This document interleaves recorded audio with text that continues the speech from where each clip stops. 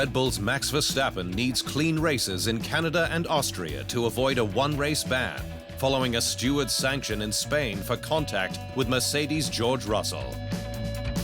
Red Bull mistakenly asked for Verstappen to give a place back to Russell at the safety car restart, which angered the Dutchman and saw him make contact with Russell at turn 5, leaving him down in 10th after a 10-second time penalty and 3 penalty points. That put Verstappen just 1 point away from a ban, with 2 points set to expire on June 30, the day after the Austrian Grand Prix. The next 2 are coming off in October. Verstappen, though, kept his post-race comments quiet. While Red Bull team principal Christian Horner called out 2016 world champion Nico Rosberg's strongly critical comments live on air as sensational, though said he was entitled to his opinion. When we went back into the restart, we got into a tricky situation and gave the place back, Verstappen said. What happened there happened, and we got a 10-second penalty. Lewis Hamilton says that Spain was the worst race he's ever experienced, with Ferrari's new recruit hitting a new low in red. The 7-time world champion started 5th on the grid and took 4th from former teammate Mercedes' George Russell into turn 1. But soon dropped down the order, with Ferrari asking Hamilton to let his teammate Charles Leclerc pass on lap 10, and then fell behind both the Mercedes following the stops. Hamilton finished 6th after Andrea Kimi Antonelli retired on lap 54, and Red Bull's Max Verstappen was hit with a 10-second time penalty. But he lost a place to Sauber's Nico Hülkenberg on the penultimate lap. The balance felt off throughout the race, and we lacked pace from the start, Hamilton said. Alpine boss Flavio Briatore has rallied his troops ahead of F1's regulation change next year, stating he guarantees the squad will win Grands Prix in 2026 and fight for the title the following year. Alpine rocked the paddock following Miami, with news Argentine Franco Colapinto would replace Australian Jack Doohan as its race driver, with Briatore dismissing the existence of a 5-race rotation. The news headlines continued with team boss Oliver Oakes leaving and immediately returning to high-tech, with personal reasons cited, rather than any issues with the team. Alpine driver Pierre Gasly has since preached business as usual, with the headlines failing to show any of the good work he's seen at the factory and in the race team, where he sees the potential to move forward. But Briatore went one further in Barcelona. In 2026, there will be no excuses. We must be competitive, Briatore said. We owe it to Renault, to Alpine. We're in this sport to win, and with the new regulations coming in 2026, the teams that interpret them best will have the edge.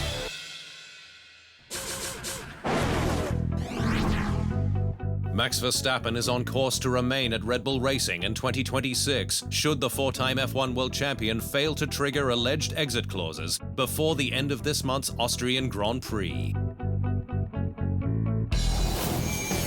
The Dutchman is nailed onto 3rd in the driver's standings after Spain, 26 points ahead of Mercedes' George Russell in 4th place, with the Red Bull driver needing to fall behind him and Ferrari's Charles Leclerc. Verstappen has a contract with Red Bull through to the end of the 2028 season, but retains the ability to leave if the squad falls from competitive running, ensuring he can be in a winning car. The Dutchman's confirmation for 2026 will likely see Russell retained at Mercedes, where the Silver Squad has preached stability for its lineup, an especially important element given the regulation revamp. Lewis Hamilton has denied that there's a rift between him and his Ferrari race engineer Riccardo Adami, following heated radio traffic in Monaco, with the Brit stating they have a great relationship. The 7-time F1 world champion is deep into his debut season with the Scuderia, with frustration mounting at the Italian supermarque, given the SF25's inherent weaknesses. But while Hamilton has been stern over team radio with his requests for smart strategy and clear communication, He's since backed his engineer Adami, who he says he's working with to lift the team up. It's just all noise, and we don't really pay any attention to it. It can continue if you want, but it doesn't make any difference to the job that we're trying to do, he said.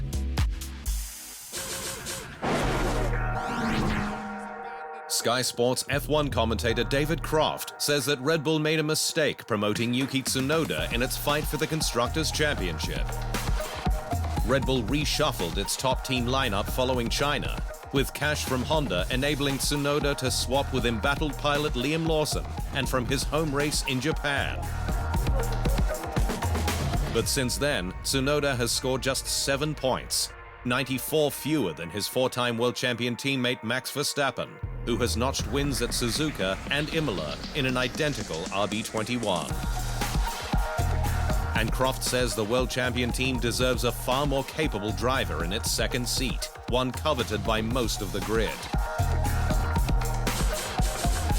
I personally think they've got the wrong driver still, and they should have gone, if they want to win a Constructors' Championship, to go and get a driver that is good enough, he said.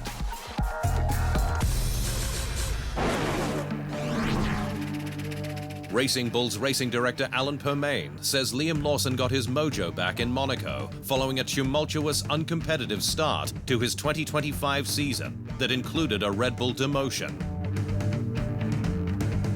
Lawson was under pressure in Monaco, with rumors he could soon be replaced by Arvin Lindblad.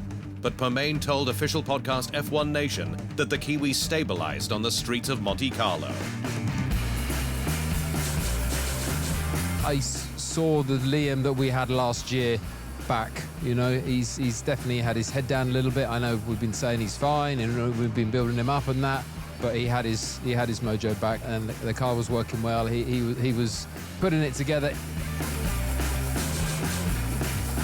Lawson finished 11th in Spain, just outside the points, 4 places behind his highly rated French teammate Isaac Hadjar. Mercedes Deputy Technical Director Simone Resta believes the sport is in its most competitive era, despite the complexity of the cars. Resta, a former Ferrari stalwart who joined Mercedes in 2024, told F1's official podcast Beyond the Grid the sport's recent constraints have done what they needed to do in closing up the grid. My feeling is that the Formula One is in one of the most competitive time of ever, let's say, of his history. I suppose the complexity is quite high. The teams, they're all very strong, and all those limitations like the budget cap and the technical regulations, etc., made things more difficult for everyone. So the competition is at one of its highest level ever, in my opinion, now.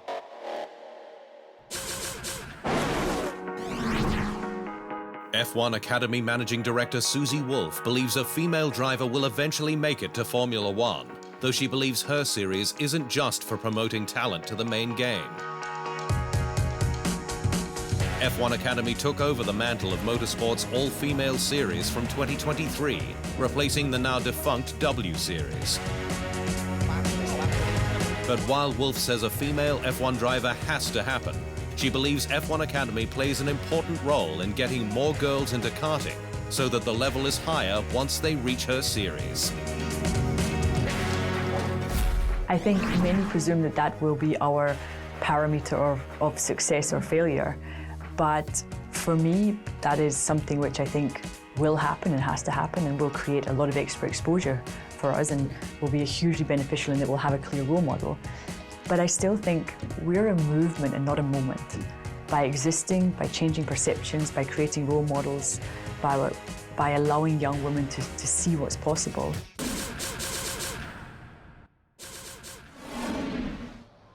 Thanks for watching. To stay up to speed on all things Formula One, make sure you hit the subscribe button.